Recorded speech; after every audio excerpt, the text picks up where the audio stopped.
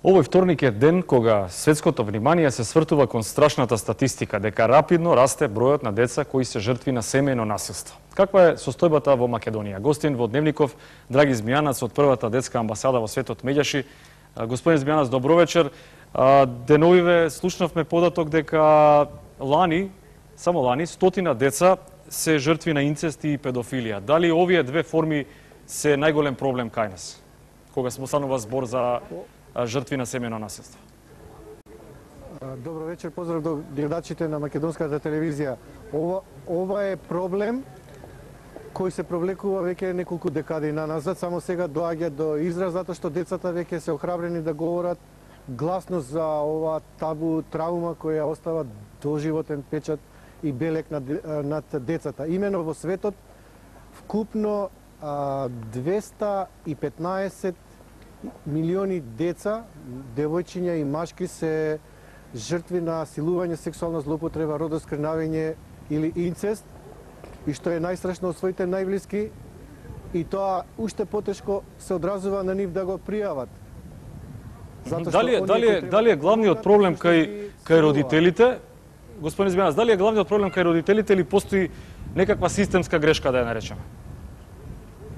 Па, ја би рекол дека взаимно и родителската одговорност или недоволна грижа, училишниот систем кој не посветува доволно внимание на превенција, само заштита на децата и охрабрување за нивна дојава, и воедно порастот на јавното мнение дека ова треба да се осуди и дека не треба да има толеранција, тоа е нулта толеранција всушност кон педофилите, деца кои силуваат и оставаат како најтешко кривично дело траума на деца по 14 години. Има ли каде да се обратат? Од измените што се случуваат. Има ли каде да се обратат жртвите? Јавноста едноставно не може да го толерира ова.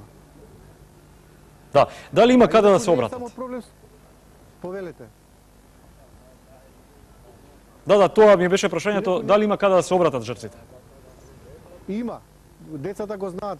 После 192, бидејќи во учебникот го има бројот на SOS телефона за деца и млади при првата детска амбасада 0801 22 22, кој веќе 20 години работи, децата се јавуваат и најблиските се јавуваат. Но проблемот е следен. Детето кога ќе пријави, се враќа во семејството. Значи немаме доволно, всушност нема прифатилиште за деца жртви на сексуална злоупотреба, а и кога ќе се врати дома, најблиските вршат притисок детето да ја смени изјавата, а што е уште пострашно, во судот на главен претрес судијата понекогаш дозволува да се соочи детето жртва со злосторникот, односно силувачот, а тоа се во 70 до 80% најблиските. Но да не се фокусираме само на овој проблем. Има уште еден проблем кој загрижува, а тоа е дека над 270 милиони деца секојдневно работат и нивниот труд се злоупотребува. И Македонија не е исклучок. Има голем број на деца кои не се вклучени во образование.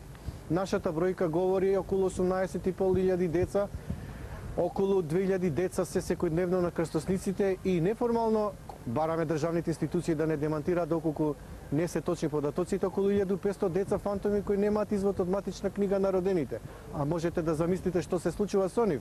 Тие може да бидат не само жртви на трговија со деца, детски органи, туку може да бидат жртви на проституција, на секс туризам и така натаму. Господине Змијанац, сосема акусо за казнената политика. Дали невладиниот сектор смета дека ова што се прави во однос на казни е доволно?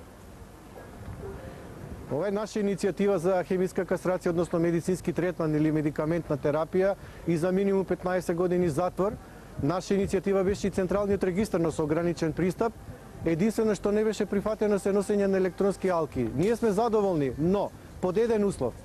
Хемиската кастрација да биде откако педофилот ќе го напушти затворот, не како замена и намалување на казната. И за секој рецидивист, повторништво, се залагаме за доживотна казна затвор или целосна изолација на педофилот. Во тој случај може чешкиот модел на физичка кастрација, односно намалување на доживотната казна затвор за користење на ова превентивна мерка, би рекол, каде што педофилот ќе биде онеспособен воопшто да атакува и силува дете и да остава трауми за цел живот. Господин Змијанац, благодарам. Драги Змијанац од невладината Меѓаши за денешниот ден за борба против семејно насилство врз децата.